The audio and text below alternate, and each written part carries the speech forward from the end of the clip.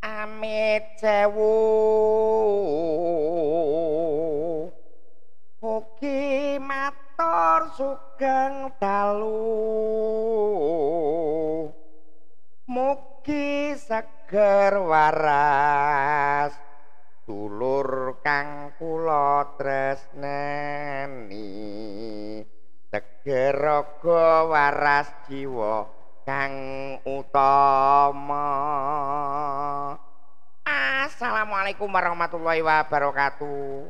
Rahayu rahayu rahayu sugeng dalu dulur-dulur kula sedaya pamidanget Mojorejo TV Desa.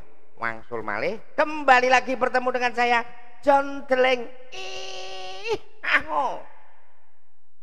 Yang malam hari ini John Deling kepingin banyak tahu tentang apa itu yang namanya BPD. Karena di negeri John Deling sana tidak ada yang namanya BPD. Nah, untuk itu saya harap saudara-saudara penikmat podcast Berani Jujur Dong TV Desa Mojorejo jangan dulu beranjak dari tempat duduk, tetap bersama saya John Deling. Tetap bersama saya John Deling yang akan menggali tentang BPD setelah yang satu ini.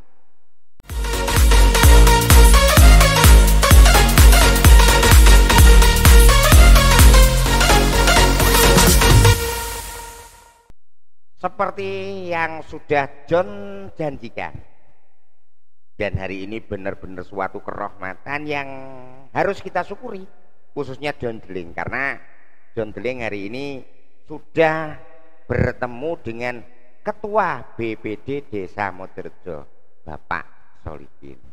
Assalamualaikum, selamat malam Bapak Solikin. Waalaikumsalam warahmatullahi wabarakatuh. Selamat malam John Deling. Sehat Bapak? Alhamdulillah sehat. Barokallah, berkah nikmat seger waras niki panjenengan penting sangat. Nah niki nggih ngapunten Kang kawiwitan, yang pertama John Deling mengaturkan banyak-banyak terima kasih kepada Bapak Solikin yang sudah berkenan meluangkan waktunya untuk ketemu dengan atau nemoni John Deling jauh-jauh dari negeri Deling sana. Sama-sama John Deling. Dan tenan. Ngomong-ngomong sebelum banyak tanya, Covid di Mojorejo sudah turun ya Pak? Alhamdulillah saat ini sudah 0. Wah sudah 0. Wah, ya tapi ya tetap harus waspada dan selalu patuh pada protokol kesehatan ya Pak. Iya harus itu. Nah vaksin gimana vaksin? Alhamdulillah sudah melebihi 70%. Melebihi 70%. Nah bersyukur semoga di negeri Deling sana tidak ada yang namanya covid-covidan nih. Nah Pak Solikin, berkaitan dengan kedatangan saya untuk kesekian kalinya di Balai Desa Mojorejo ini loh Pak, di negeri saya itu kan tidak ada yang namanya BPD. Nah saya itu pengen tahu Pak, apa toh sebenarnya BPD itu? Ya, BPD itu bermula pada tahun 2004. Ya, yang mana itu berdasarkan Undang-Undang Nomor 32 tahun 2004 yang mengharuskan di setiap desa itu harus ada Badan Perwakilan Desa. Badan Perwakilan Desa. Ya.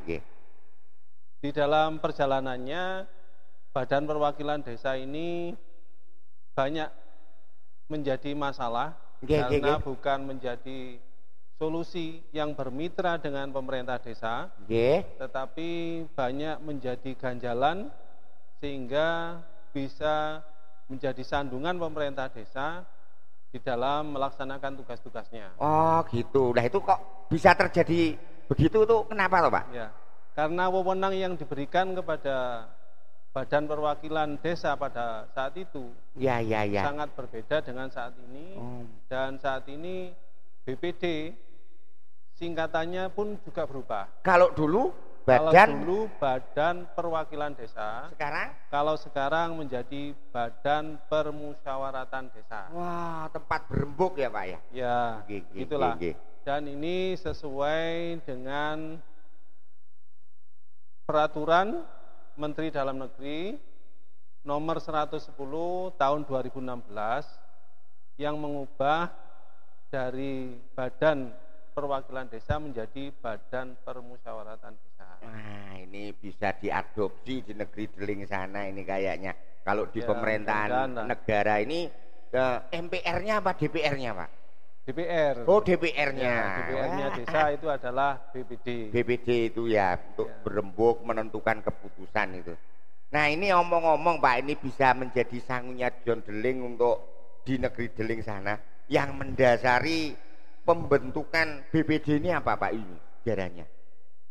Yang mendasari terbentuknya BPD adalah sebagai lembaga penyeimbang untuk pemerintah desa di dalam melaksanakan pembangunan dan juga bisa sebagai pengawas di dalam pemerintahan desa, terutama kepala desa dalam melaksanakan tugas-tugasnya, apakah sudah sesuai dengan apa yang sudah direncanakan, apakah juga tidak sesuai dengan koridor-koridor yang berlaku. Oh gitu, artinya ini BPD juga sebagai legislator Pak ya? Ya, salah satu fungsi BPD adalah sebagai legislator dan juga sebagai pengawas dan juga sebagai penyambung lidah dari masyarakat. Wah, ini nanti saya kabarkan pada masyarakat negeri Deling sana bahwa memang perlu ini adanya BPD ini untuk satu pengawasan, yang kedua legislator sebelum para eksekutor ini melakukan keputusan-keputusan yang tentu saja harus berpihak kepada masyarakat desa ya Pak ya? Iya, John Deling ya, seharusnya begitulah. Wah, dalam satu kelompok kinerja John Deling ini, John Deling sampean BPD, ini loh BPD. Ya. Ini rewangnya berapa Pak rewangnya, anggotanya ini loh? Ini untuk di Desa Mojorejo, karena BPD itu harus keterwakilan dari daerah-daerah yang mana di Mojorejo itu terdiri dari 8 RW. 8 RW. Ya. Dan sesuai dengan Permendagri itu untuk kewilayahan Mojorejo yang sesuai adalah sebanyak 7 orang. 7 orang? Ya, 7 orang. Jadi ada beberapa daerah itu yang 9 orang, ada yang 7 orang. Itu sesuai dengan kewilayahannya. Semakin besar wilayah desa tersebut, maka maksimal adalah sebanyak 9 orang. Berarti di masing-masing desa itu keanggotaannya tidak sama karena luasan wilayah itu Pak ya? Iya, tidak sama karena luasan wilayah. Nah, ini kabar yang paling baru dari John Deling karena di negeri Deling sana tidak ada. Nah, ini kayak penerapan ini harus menjadi asupan, harus menjadi bahan pengetahuan Deling untuk kembali ketika kembali ke negerinya. Masih banyak ini dulur-dulur yang akan kita kupas, kita gali tentang BPD. Nah, mumpung ada ketua BPD. Kapan? Di mana? Habis ini toh. Setelah ini tetap di podcast Berani Jujur TV Desa Mojorejo.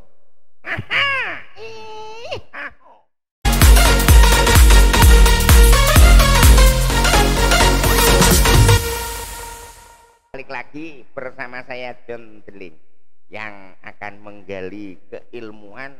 Nah, karena John Deling punya impian membangun BPD di negeri Deling dengan nama yang lain, tapi tetap kinerjanya seperti yang didapat dari BPD Desa Mojorejo. Nah, ini masih bersama Pak Solikin. Nah, Pak, ini pengen tahu. Nah, saya itu pengen tahu nyambut gawe ini wong BPD tentang berbagai macam program-program kerjanya ini terus pundi Pak? Bagaimana ini? Kinerja BPD itu tidak sama dengan kinerja Kaur Kasih Desa. Yang mana Kaur Kasih Desa, staf dan juga kepala desa, sekretaris desa itu bekerja melayani masyarakat setiap hari. Mulai hari Senin sampai dengan hari Jumat. Tapi BPD itu bekerjanya sesuai dengan kebutuhan. Sesuai dengan kebutuhan? Iya, sesuai dengan kebutuhan. Kebutuhannya BPD apa kebutuhannya desa Pak? kebutuhannya desa. Nah. Kalau kebutuhannya BPD ya lain lah. Iya. Nggih. Jadi untuk menunjang kinerja dari pemerintah desa, maka BPD berkewajiban melegalkan beberapa rencana kerja dari pemerintah desa sehingga bisa terlaksana dengan baik. Begitu. Terus untuk pengambilan misalkan keputusan-keputusan nek bosone niki ngedok nggih, memutuskan ini apa juga bagian dari pekerjaan BPD, Pak? Iya, itu adalah salah satu kewajiban dari BPD untuk mengedulkan ya, dari produk-produk hukum yang harus diselesaikan di setiap tahunnya. Oh gitu. Jadi itu ada beberapa tahap yang dilakukan oleh BPD dengan pemerintah desa. Yang mana itu biasanya ada yang berasal dari pemerintah desa diajukan kepada BPD dan juga bisa juga BPD mengajukan kepada pemerintah desa draft-draft tersebut kemudian dibahas bersama dengan pemerintah desa. Setelah dibahas beberapa kali kemudian selesai baru dimusdeskan dengan masyarakat. Oh begitu. Setelah istilahnya berembuk kecil dengan pemerintahan desa gitu Pak nggih. Nembe kalau sudah ada semacam titik cerah baru dirembukan dengan atau diflorkan kepada masyarakat. Nah, nggih. Pak. Nah, ini dalam membicarakan hal semacam itu kan kalau bahasa-bahasa yang saya dengar di sini ada like and dislike. Suka dan tidak suka, setuju dan tidak setuju. Nah, ini untuk mencapai kesinergian ini polanya bagaimana ini Pak? Ya memang pemikiran seorang itu berbeda antara satu dengan yang lain. Iya. Tetapi kita harus saling menghargai pendapat satu dengan yang lain. Dengan seringnya kita berdiskusi, kemudian wawasan kita semakin bertambah. Dengan adanya beberapa tutor yang bisa kita terima, maka semakin hari itu semakin baik.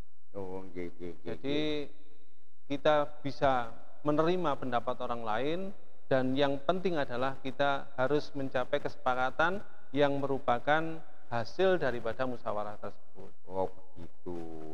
Ini misalnya lagi Pak, misalkan saya ini penduduk sini, nah bukan bertamu dari negeri Deling sana. Ini saya dan warga masyarakat ini punya sebentuk satu keluhan, yang dua mungkin keinginan dan usulan-usulan untuk yang berkaitan dengan kemajuan desa atau hambatan-hambatan yang menjadi halangan dari kemajuan itu. Misalkan ini adalah produk dari bawah gini, cara mengusulkannya melalui BPD bagaimana Pak? Jadi itu BPD bisa menerima dua masukan. Yang pertama melalui individu. Melalui individu berarti individu bisa langsung kepada masing-masing anggota BPD untuk memberikan masukan-masukan. Baik itu berupa ide atau permasalahan, sehingga nanti akan dibahas di intern BPD terlebih dulu. Begitu. Setelah dibahas intern BPD baru akan dilanjutkan kepada pemerintah desa. Dan yang kedua adalah melalui jaring aspirasi. Jaring aspirasi ini dilakukan BPD setiap tahun sekali. Itu bisa dilakukan di setiap RW. Jadi karena di Mojorejo ini ada 8 RW, maka bisa dilakukan 8 kali dan juga bisa dilakukan dengan lembaga-lembaga desa agar pemikiran dari semua lembaga desa yang ada di Mojorejo bisa tertampung di BPD, kemudian bisa diperjuangkan di dalam rencana kerja yang merupakan yaitu RKP dari Desa Mojorejo.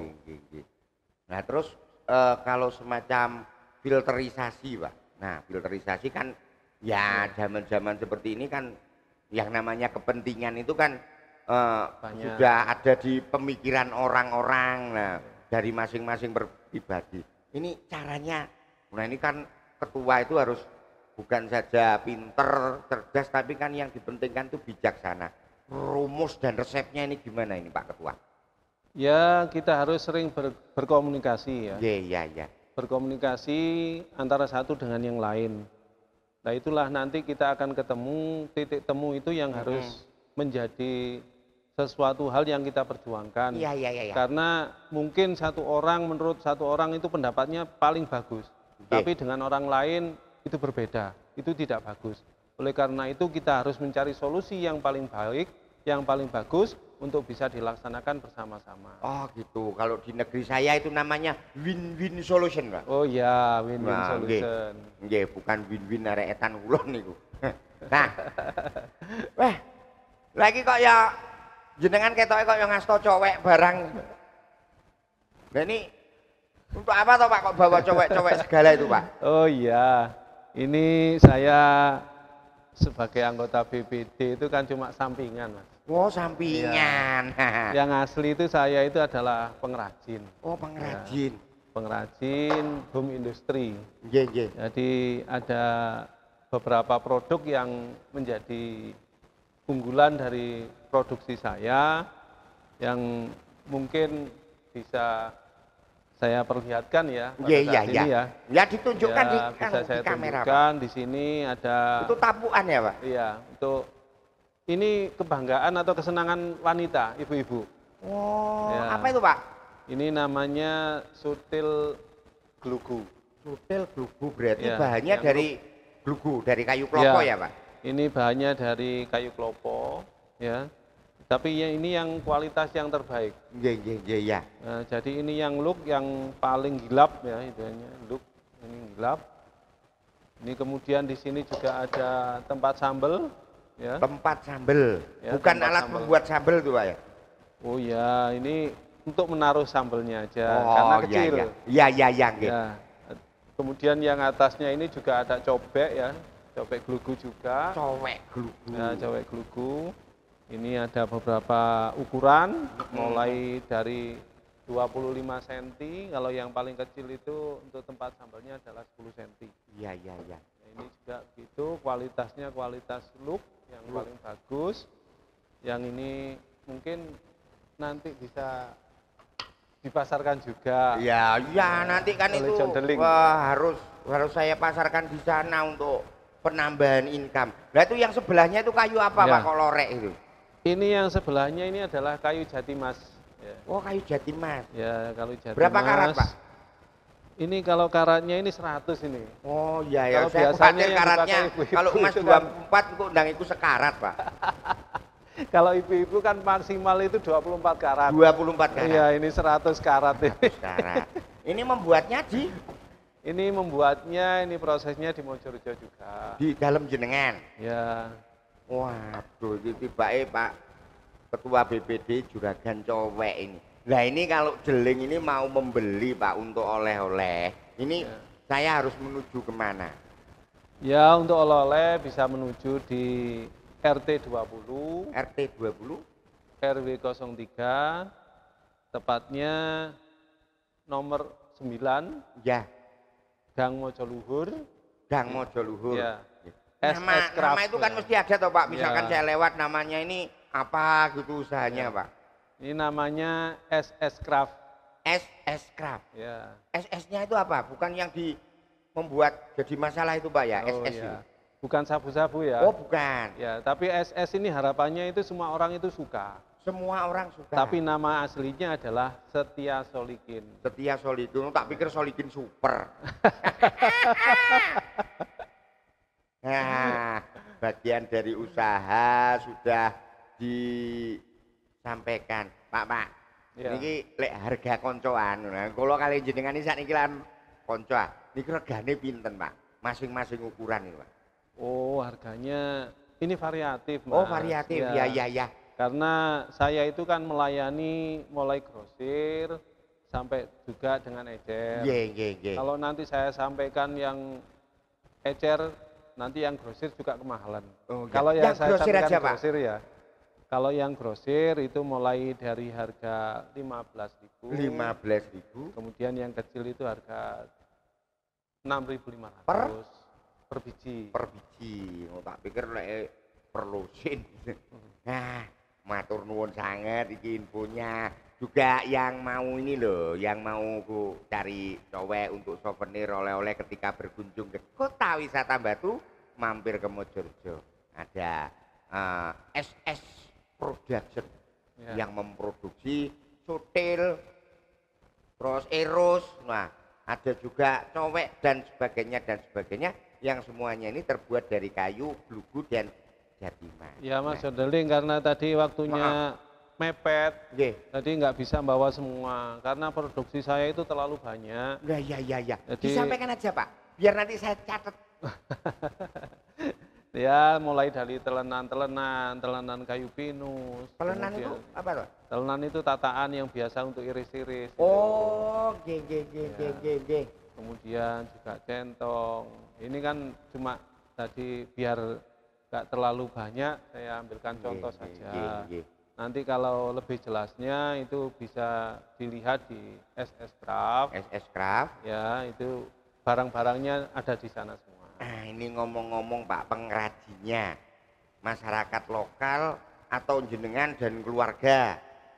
Ya, pertama kita usahakan masyarakat lokal dulu. Iya. Kemudian kalau memang yang di lokal itu nggak bisa, saya juga produksi di tempat lain.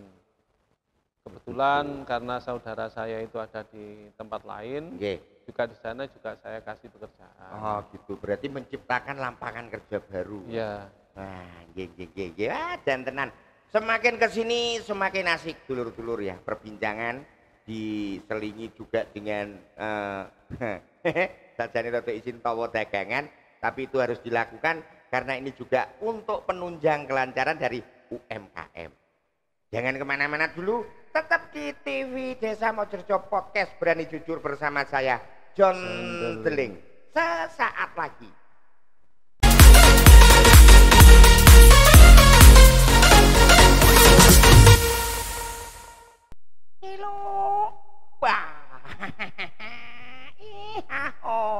John Deling masih bersama jenengan semuanya di Mojorejo TV Desa.